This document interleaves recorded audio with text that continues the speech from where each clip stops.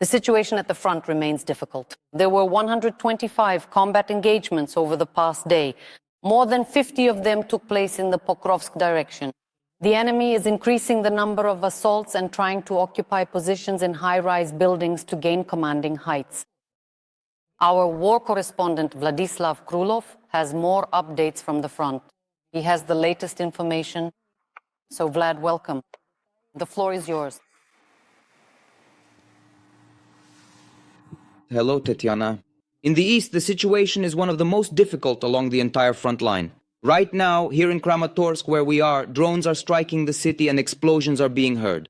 In the Donetsk region overall, the bloodiest battles are raging simultaneously for several cities, Pokrovsk, Mirnohrad and Kostiantynivka. The enemy is throwing 10 times more manpower at capturing the Pokrovsk-Mirnohrad agglomeration, than we have. It is extremely difficult for our defenders to hold the line because every day they are targeted by hundreds of drones and dozens of guided bombs. In the past 24 hours, more than 50 assaults have been recorded in the Pokrovsk direction, and a number of them are still ongoing. Fighting in the city is taking place in urban areas. According to our military, the Russians control most of the city and are not stopping.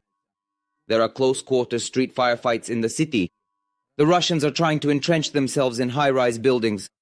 According to the military, control over city districts can change hands several times. And in Pokrovsk, there are no clear defensive lines that could hold back the enemy advance. At the same time, the American Institute for the Study of War reports a slowdown in the Russian advance in Pokrovsk. But our soldiers do not feel any relief. The enemy captures new territory in this direction every day. Almost all logistical routes for our defenders in the Mirnohrad and Pokrovsk area are under Russian control. Evacuation from the cities is impossible. Meanwhile, according to Deep State, the Russians have made advances near Kotlin, a suburb to the west of Pokrovsk. Here is how the General Staff comments on the situation in this direction. Direct quote. The situation remains difficult and dynamic. Here, the enemy is deploying all available reserves, but as a result is only suffering enormous losses. In Mirnohrad, Ukrainian units are confidently holding their positions, and they are destroying Russian occupiers on the approaches to the city. Active resistance continues against attempts by enemy infantry groups to gain a foothold in Pokrovsk. Search and strike operations are ongoing in the city. Enemy positions within the urban area are being destroyed. The enemy is also exerting pressure in the Kostiantynivka area. To enter the city, our soldiers have to walk up to 20 kilometers on foot. It's almost impossible to drive into the city by car. Dozens of fiber-optic waiting drones are stationed on the roads, just waiting for a vehicle to pass by. In Kostiantynivka, fighting with the enemy is taking place on the outskirts of the city, in the partially occupied village of Oleksandrovo-Shultin, as well as near Pleshchivka. The enemy is already infiltrating the city in small groups. On the Lyman and Slovyansk directions, and especially near the E40 highway, the Russians are looking for weak spots in our defenses to break through and advance. The E40 highway runs from occupied Bakhmut to Slovyansk, and this is the main logistical artery for our defenders in that direction. The Russians are attacking our positions with a massive amount of manpower, striking with drones, and controlling all supply routes from the air.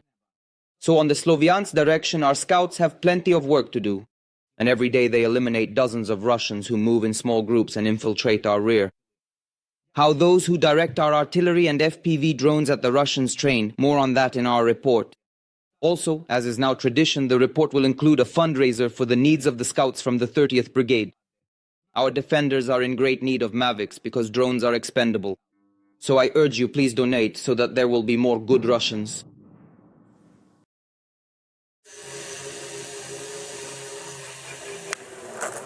All right, good. In one of the fields of Donetsk region, a fighter from the 30th Brigade with the call sign Kardan is passing on his experience to a newly arrived soldier. The drones take off and land dozens of times, performing various tasks.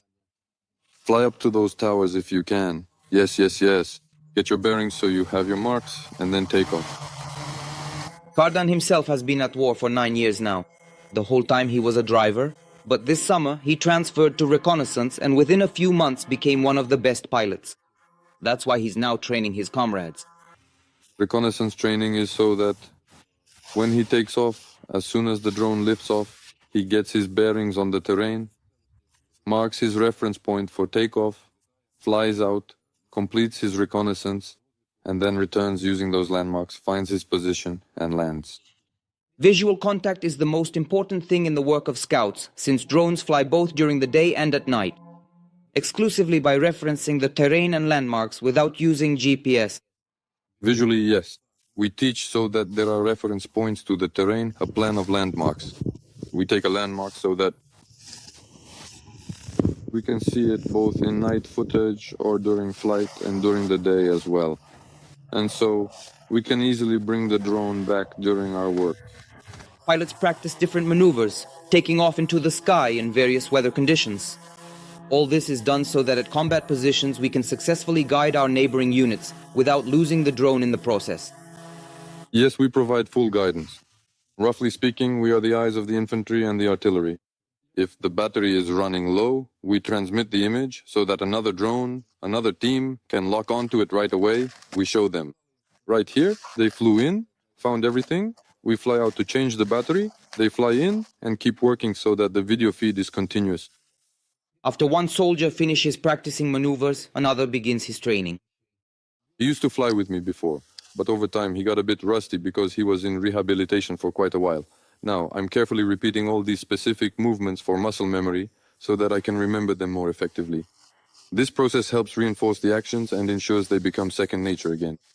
The soldier with the call sign Groom, while serving in the infantry, sustained shrapnel wounds to his leg and neck.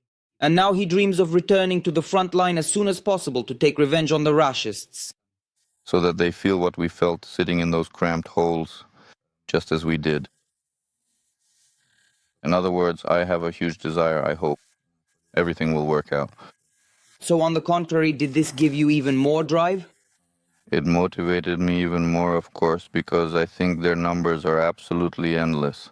They keep coming and coming, like trash. But work in the fields or at training grounds is completely different from actual combat. The fighters say that the psychological state at the front line is different because you never know when the enemy will spot you and strike. Moreover, during real flights, drones are often lost. And leaving the sky without eyes in the reality of this war is like being blind. The electronic warfare is working just as it was. They attach a net to the drone, carefully add a counterweight so it hangs below, then slowly fly up to the enemy drone, drop the net down so it gets tangled in the propellers. So the scouts of the 30th Brigade are in urgent need of your help to purchase both drones and consumables for them, such as batteries and propellers. The QR code for donations is on your screens. Now move your body to the right. Just like that. Stop. Turn a bit more to the right with that stick. Do you see it, that little platform? That's it. A little bit. There you go. That's it. Stop.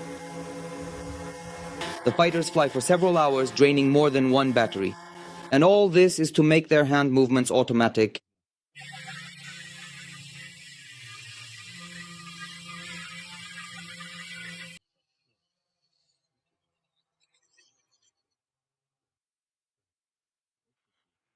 Cardan says that flight experience plays an important role here.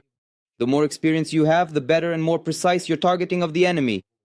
My comrades filmed this particular footage. They managed to spot 2 enemy soldiers in the distance, and they carefully tracked them all the way to the shelter, which is where they were hiding. Was that an FPV? Yes, that was an FPV. A shot was made at an angle. That's artillery, right? That was the artillery working. Everything was done for reconnaissance, and we dropped another FPV because we could clearly see one of them lying here and the other was in that corner. Now they're gone. From the front line, Vladislav Krulov, Viktor Zelenkov, Oleg Chimbalyuk, Fact ICTV, United News.